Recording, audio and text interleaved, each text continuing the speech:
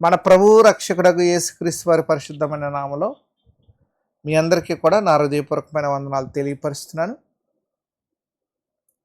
ప్రియమైన దేవుని వాళ్ళారా, ప్రార్థన సహాయాన్ని తీసుకుని ఈరోజు మనం యోహాను గారు రాసిన మొదటి పత్రిక 2వ అధ్యాయాన్ని ధ్యానిద్దాం. నిన్న కూడా మాట్లాడుకున్నాం. అయితే నేను 9వ వచనం 16వ వచనం వరకనే 15వ వచనం వరకనే చెప్తున్నానని అనుకుంటున్నాను. అక్కడి నుంచి కొన్ని మాటలు మెన్షన్ చేయలేదు, కానీ ఈరోజున క్లియర్గా కలర్గా ఎవరెవరు ఎక్కడి నుంచి ఎవరితో మాట్లాడారు, ఎవరు అక్కడ ఉన్నారో అని నేను కలర్ పెట్టాను చూడండి. అవన్నీ కూడా మనకు అర్థమవుతున్నాయి. ఎందుకంటే ఇది మీకు అర్థమవటానికి నేను ముందుకు తీసుకుని వెళ్తున్నాను. ప్రార్థన సహాయాన్ని తీసుకుని ప్రభునామాన్ని బట్టి ఇంకెవరైనా నా ఛానల్ సబ్స్క్రైబ్ చేసుకోకపోతే చేసుకోండి. మీ దైనందిన జీవితంలో అనేకులకి షేర్ చేయండి, అనేకుల్ని ప్రభులో నడిపించండి. రైట్, నేను ప్రార్థన సహాయాన్ని తీసుకుని ముందుకు వెళ్దాం. ప్రార్థన. మమ్మల్ని మిక్కిలిగా ప్రేమించిన మా పర్లకు తండ్రి, నీ ఘనమైన శ్రేష్టమైన నామను బట్టి ప్రభు మిమ్మల్ని స్తుతిస్తున్నాను, ఘనపరుస్తున్నాను, మహిమపరుస్తున్నాను. మీ చిత్తానుసారమైన ఆలోచన మా అందరికీ కూడా దయచేస్తామని, మీ ప్రేమ చేత మమ్మల్ని అభివృద్ధి పరుస్తామని, మీ ప్రేమ మా అందరి పట్ల కూడా కుమ్మరిస్తామని చెప్తున్నా. నాకు బలాన్ని ఇస్తామని తండ్రి, మీ ఏర్పాటుతో ప్రభు మమ్మల్ని ముందుకు తీసుకుని వెళ్తామని తండ్రి, ఈ అధ్యాయం మాకు తేటతెల్లగా అర్థపరుస్తామని, ఈ అధ్యాయం అర్థమైన తర్వాత మా దైనందిన జీవితంలో మీలో మేము నడిచేలాగా మాకు ఆత్మ బలాన్ని, ఆత్మశక్తిని, సంపూర్ణతలో మమ్మల్ని తీసుకుని వెళ్తామని ఈ ప్రార్థన మీ పాదముల దగ్గర సమర్పించుకుంటూ, మీ ప్రియ కుమారుడును మా ప్రభువును రక్షకుడైన యేసుక్రీస్తు వారి పరిశుద్ధమైన నామంలో అడుగుచున్నాను నా పరమ తండ్రి, ఆమేన్. రైట్, ముందుకు వెళ్దాం. ఇంకా ఆలస్యం చేయకుండా ముందుకు వెళ్దాం. యోహాను గారు రాసిన మొదటి పత్రిక 2వ అధ్యాయంలో ఉన్నాం. ఇందులో అవుట్లైన్ నేను ఒకసారి చెప్తాను. ఈ అవుట్లైన్ మీరు జాగ్రత్తగా అర్థం చేసుకుని ముందుకు వెళ్ళినట్లయితే ప్రభునామాన్ని బట్టి మనము తేటతెల్లగా మనం అర్థం చేసుకోవచ్చు. మొదటి అధ్యాయము మొదటి వచనంలో చూస్తే, చిన్నపిల్లారా మీరు పాపం చేయకుండాటకై ఈ సంగతులు మీకు రాయిచున్నాను. ఎవడైనా పాపం చేసిన ఎడల నీతిమంతుడని యేసుక్రీస్తును ఉత్తరవాది తండ్రి యొద్ద మనకున్నాడు. చూడండి ఎంత తేటతెల్లగా ఉన్నాయో చూడండి. అక్కడ నేను ఇదిగో మీకు తండ్రి ఎవరున్నారంటే అక్కడ తండ్రి, 2వ లైన్లో మళ్ళీ తండ్రి, న్యాయవాది యేసుక్రీస్తు ప్రభువారు ఉన్నారు. చూడండి ఎంత తేటతెల్లగా అర్థమవుతుంది. 2వ వచనం ఆయనే, అంతే కదా, ఇక్కడ కూడా అంతే కదా. 2వ వచనం ఆయనే అంటే ఆయన అంటే కుమారుడు అని యేసు రాసిన చూడండి. మన పాపములకు పరిహార్థమై బలి అయ్యాడు. మన పాపముల కోసమే కాకుండా ప్రపంచంలో ఉన్న వారందరి పాపాల కోసం బలి అయ్యారు. అర్థమైందా? 3వ వచనం అంటే ఇక్కడ నేను బైబిల్ కూడా చదువుతున్నాను. 3వ వచనం మరియు మనం ఆయన ఆజ్ఞలు కనుగొన్నాం. ఏ ఆజ్ఞలు? ఎవరి ఆజ్ఞలు? ఆయన అంటే ఎవరు? ఇక్కడ మళ్ళీ యేసుప్రభు గారు ఆజ్ఞలు అనుసరిస్తే ఆయనను అంటే మళ్ళీ కుమారుడే, ఇక్కడ కుమారుడే ఎరిగి ఉన్నామని విశ్వాసం మనలో కలుగుతుంది. 4వ వచనం ఏం తెలియబడుతుంది? ఆయనను ఎరుగుదుమని చెప్పుకుని, ఆయన అంటే మళ్ళీ కుమారుడే, ఆజ్ఞలు పాటించిన వాడు అబద్ధకుడు, వానిలో సత్యం లేదు, పరిశుద్ధాత్మ లేదు. 5వ వచనం ఎవరైతే ఆయన వాక్యాన్ని పాటిస్తాడో, చూడండి ఎంత తేటతెల్లగా ఉంది. 5వ వచనం ఆయన వాక్యం ఎవడు గైకునునో వానిలో దేవుని ప్రేమ నిజంగా పరిపూర్ణమైను. అంతే కదా 5వ వచనం, అదే కదా మనం చదువుకున్నారు. ఎవరైతే ఆయన వాక్యాన్ని ఇష్టపడతారో దేవుని ప్రేమ నిజంగా అతనిలో ఉంటుంది. దీనివలన ఆయన యందు అంటే మళ్ళీ చూడండి, దీనివలన ఆయన యందు అంటే యేసుక్రీస్తు ప్రభువారి యందు. 6వ వచనము 2వ లైన్ నిలిచి ఉన్నవాడని చెప్పుకునివాడు ఆయన ఎలాగ నడిచినో చూడండి మళ్ళీ ఆయన ఎలాగ నడిచారో, ఆయన ఎలా నడిచారో అంటే ఆయన అంటే ఇదిగో 6వ వచనం, ఆయన అంటే కుమారుడు, అలాగే తాను కూడా నలవర్ణం. అందుకనే కదా ఆయన పిలుపులు రాసిన పత్రిక 2వ అధ్యాయంలో దేవుని యొక్క స్వరూపమై ఉండి విడిచిపెట్టకూడదు భాగ్యమని ఎంచుకోలేదు, కానీ రిక్తునిగా చేసుకున్నాడు. ఎవరి కోసం? నీ కోసం, నా కోసం, సర్వ మానవుల కోసం. రోమపత్రిక 3 అధ్యాయం అంతా కూడా ఏ ఒక్కడ కూడా నీతిమంతుడు లేరు. అబ్రాహాంతో సైతం కూడానంట. అబ్రాహాం కూడా నీతిమంతుడు కాదంట. 4వ అధ్యాయం రోమిలకు రాసిన పత్రిక అబ్రాహాంని నీ భక్తిహీనుడు అంటున్నాడు పరిశుద్ధాత్ముడు. అది మనం తర్వాత చూద్దాం. 6వ వచనం అయిపోయింది కదా. 7వ వచనం.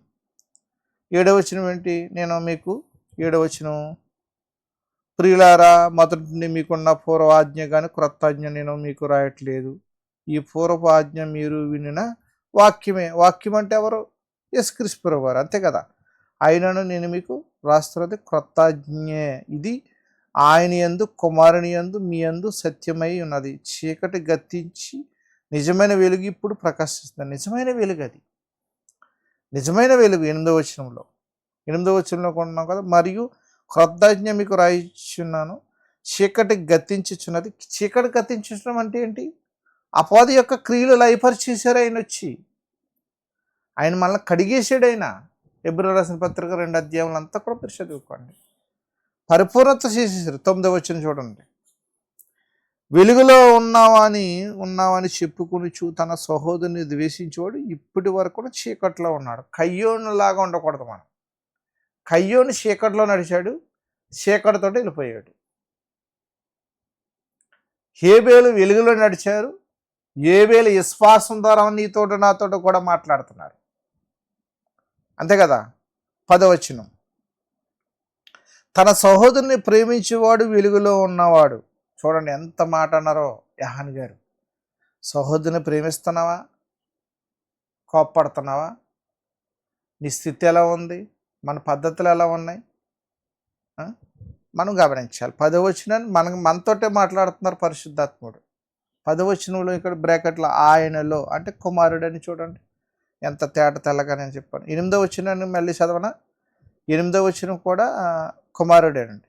9వ వచనంలో వెలుగు గురించి ద్వేషం గురించి ఉంది. మళ్ళీ 10వ వచనంలో కుమారుడే యేసుక్రీస్తు ప్రభువారే. 11వ వచనంలో తన సహోదరుని ద్వేషించేవాడు చీకట్లో ఉన్నాడు. 11వ వచనం ఏం తెలుస్తుంది? తన సహోదరుని ద్వేషించేవాడు చీకట్లో ఉండి చీకట్లో నడుచుచున్నాడు. చీకట్లో ఉన్నామంట ఇంకా ద్వేషించున్నట్లయితే. అందుకని మత్తయి సువార్తలో ఒక మాట ఉంది కదా, ముందు నువ్వు ఏంటో పదం ఉంటుంది, చక్కగానే పదం, నేను మర్చి ఉన్నాను. ముందు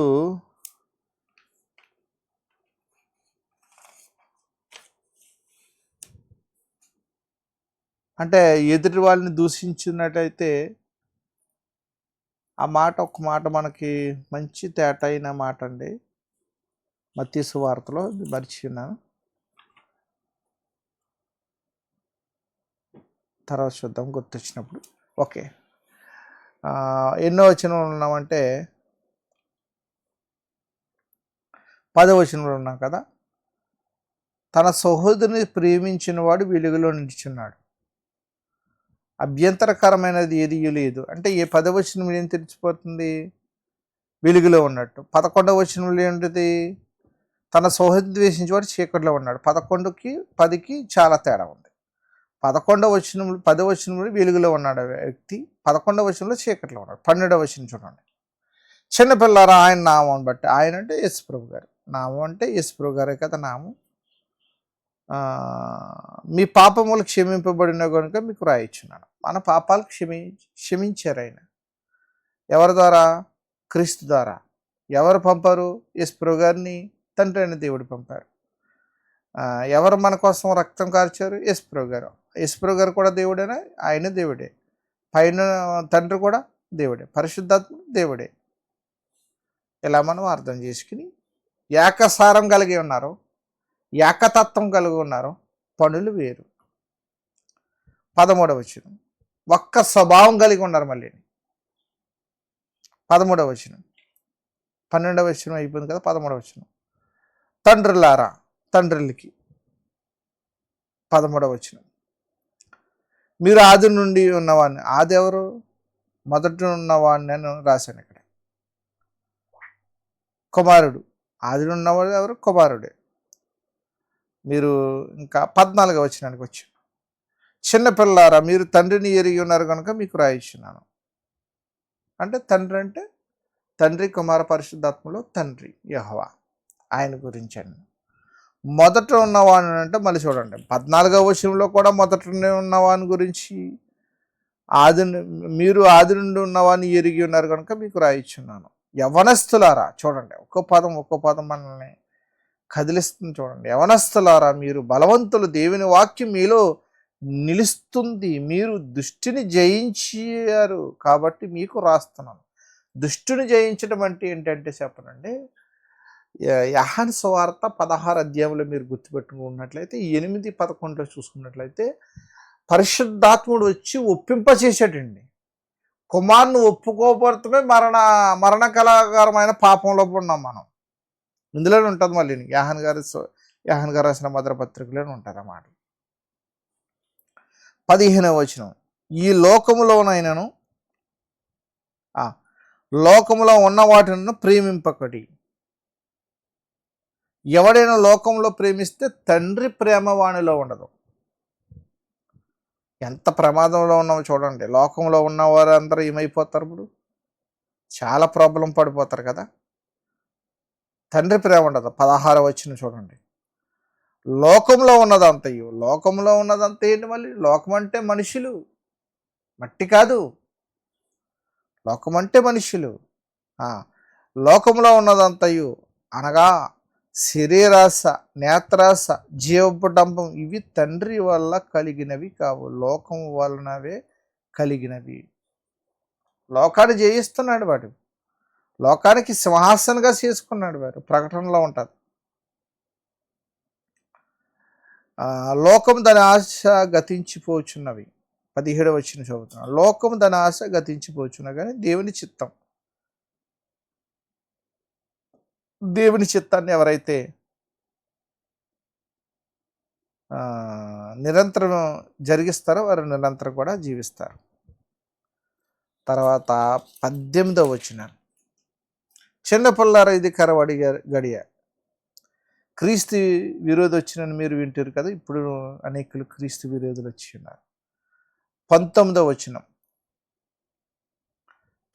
వచనం. వారు మనలోండి బయలుదేరారు గనుక మన సంబంధులు కారు, వారు మన సంబంధులు అయితే మనతో కూడా నిలిచిందరు.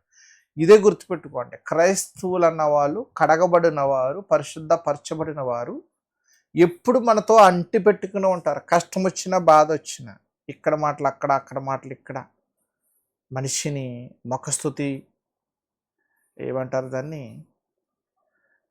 చెప్పటం, ఇవన్నీ జరగవు. అందుకని వారు మనలో నుండి బయలుదేరారు కనుక మన సంబంధులు కారు, వారు మన సంబంధులు అయితే మనతో కూడా నిలుస్తారు. ఇక్కడ తెలిసిపోతారు. దేవుని విషయంలో దేవునితో సంబంధం కలిగి ఉన్నారా, దేవునితో సంబంధం కలిగి లేరా అన్న విషయం ఇక్కడ తెలిసిపోతుంది. అయితే మీరు 20వ వచనం చూడండి ఎంత తేటగా ఉందో. అయితే మీరు పరిశుద్ధుని చేత, అంటే అభిషేకం అంటే పరిశుద్ధాత్మ, పరిశుద్ధుని చేత అంటే యేసుప్రభు గారు 20వ వచనం అదే కదా, యేసుప్రభు గారి గురించి. అయితే మీరు పరిశుద్ధుని వల్ల అంటే యేసుక్రీస్తు ప్రభు వారి వల్ల. ఎందుకంటే 27వ వచనంలో చూడండి, అయితే ఆయన వలన, ఎక్కడేమో పరిశుద్ధుడు అని రాశారు, ఇక్కడ కిందేమో ఆయన వల్ల రాశారు. ఇంతే తేడా.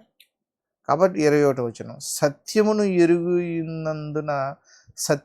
ఎరిగి ఉన్నందున మీకు రాసితిని, ఏ అబద్ధము సత్యంలో నుండి పుట్టినదని ఎరిగి ఉన్నందున రాసితిని. అంటే సత్యాన్ని మీరు తెలుసుకున్నారు. 21వ వచనం ఏం తెలుసుపడుతుంది? చదువుతున్నాను. మీరు సత్యం ఎరిగిన వారైనందున నేను రాయలేదు, కానీ మీరు దాన్ని ఎరిగి ఉన్నందున నన్ను ఏ అబద్ధము సత్య సంబంధమది కాదని ఎరిగి ఉన్నందునను మీకు రాయిచున్నాను. సత్యం తెలుసు మీకు, సత్య సంబంధులు. పరిశుద్ధాత్ముడు మీలోకి వచ్చిన తర్వాత మీరు ఎలా ఉన్నారో మీరు మీరు పరీక్షించుకునే పరిపూర్ణత మీకు తెలిసిపోతుంది. తర్వాత నేను 21వ వచనం అయిపోయిన తర్వాత 22వ వచనం చూద్దాం. 22 యేసు క్రీస్తుగాడని చెప్పుకున్నవాడు తప్ప ఎవడబద్ధకుడు? ఎవరైతే యేసు ప్రభు గారిని ఒప్పుకోవట్లేదో వాళ్ళే కదా. అదే చోట తండ్రిని కుమారుని అని రాసింది చూడండి. తండ్రిని కుమారుని ఒప్పుకున్న వాడే క్రీస్తు విరోధి. ఇంకా చాలామంది ఉన్నారు సంఘంలో కూడా వచ్చి కూర్చున్నా ఇంకా సరైన మారు మనసు లేనివారు. 23వ వచనం కుమారుని ఒప్పుకుని ప్రతివాడు తండ్రిని అంగీకరించేవాడు కాడు. కుమారుని ఒప్పుకొనని ప్రతివాడు తండ్రిని అంగీకరించేవాడు కాడు. కుమారుని ఒప్పుకున్నవాడు తండ్రిని అంగీకరించేవాడు.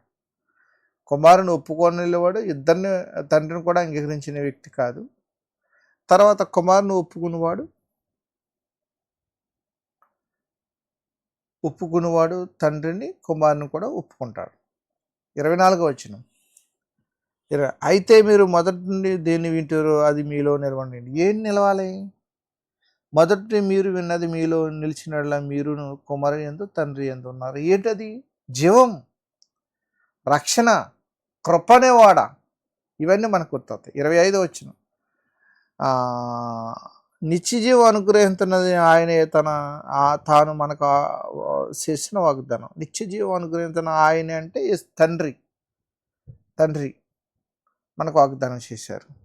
ఆయన అంటే నిత్యజీవం అంటే కుమారుడు. ఆయన అంటే కుమారుడు. వాగ్దానం ఎవరు చేశారు? తండ్రి చేస్తారు కదా. మిమ్మల్ని మోసపరచవారిని గురించి ఈ సంగతులు రాసి తిని 20 అయితే మీరు ఆయన వల్ల అంటే ఆయన అంటే మళ్ళీ యేసుప్రభు గారు కుమారుడు. అభిషేకం అంటే పరిశుద్ధాత్మ మీలో నిల్చున్నది ఎవడని మీకు బోధింప అవసరం లేదు. క్రైస్తవులు ఎప్పటికీ కూడా చెప్పనవసరం లేదండి.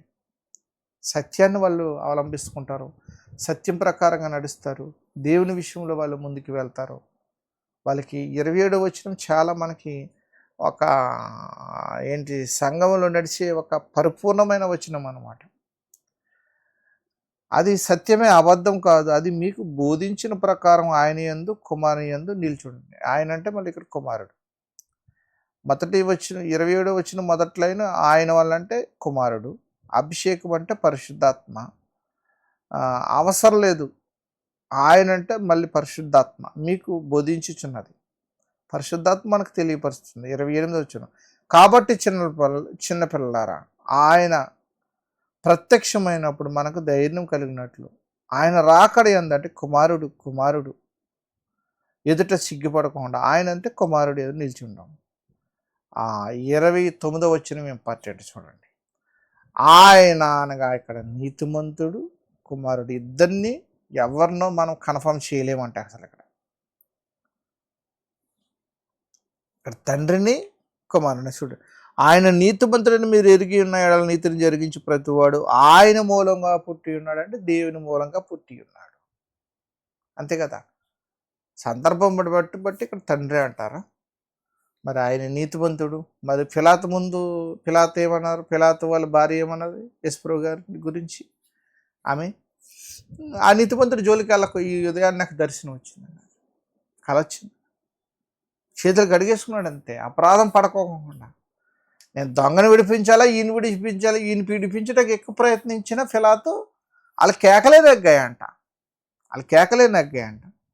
ఓకే, ఈ రోజుని యోహాను గారు రాసిన మొదటి పత్రికలో 2వ అధ్యాయం అంతా పూర్తిగా మీరు విన్నారు కదా. విన్నప్పుడు ఒక అభిప్రాయానికి మీరు వచ్చి ఉన్నారని నమ్ముచున్నాను. కాబట్టి దీన్ని ముందుకి తీసుకువెళ్తూ దేవుని విషయంలో అంతకంతకు ముందుకు వెళ్ళాలని, ఆయన ప్రేమను బట్టి ముందుకి నడవాలని మరొకసారి మీ అందరికీ కూడా తెలియపరుస్తున్నాను. దేవుడు తన వెనుకల్లో మనందరినీ కూడా కాపాడును గాక. మీరు మీ కుటుంబాలు కూడా పరిపూర్ణత కలిగి జీవించి యోహాను గారు రాసిన ఈ మొదటి పత్రిక 2వ అధ్యాయంలో ఒక విషయాన్ని మీకు తెలియపరుస్తుందని నమ్మకంతో, ప్రేమతో ఈ మాటలు నేను ముగిస్తున్నాను. ప్రార్థనతో మనం ముగించుకుందాం. మమ్మల్ని మిక్కిలుగా ప్రేమించిన మా పర్లకు తండ్రి, నీ ఘనమైన శ్రేష్టమైన నామను బట్టి ప్రభు నేను స్తుతిస్తున్నాను, గణపరుస్తున్నాను, మహిమపరుస్తున్నాను. మీ ఇష్టాన్ని బట్టి ప్రభు మమ్మల్ని ముందుకు నడిపిస్తావని, కొనసాగిస్తావని, కృప చూపుతావని యేసు క్రీస్తు వారి నామములో ఈ విలువైన మాటలు సమర్పించుకున్నాను నా పరమ తండ్రి. ఆమేన్. అందరికీ వందనాలండి. Thank you all.